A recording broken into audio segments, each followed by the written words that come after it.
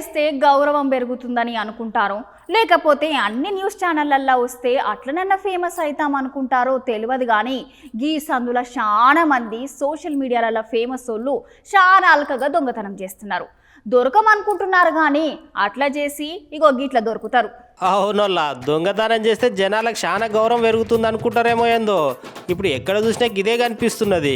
ఇగో గీ అక్క పేరు సౌమ్య శెట్టి అంట. అక్క యాక్టర్ అంట.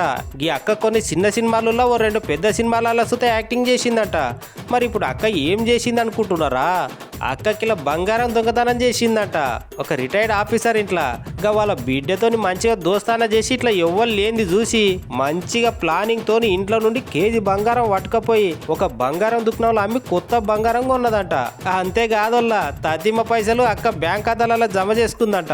అట్లా చేసుకొని గోవా పోయిందంట. గోవా పోయి బీచ్లలో మంచిగా ఎంజాయ్ చేస్తున్నదంట.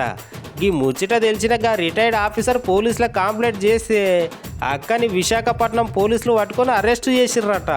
చక్కగా సినిమాలు చేసుకోక ఎందుకక్క ఇవన్నీ నీకు చెప్పు.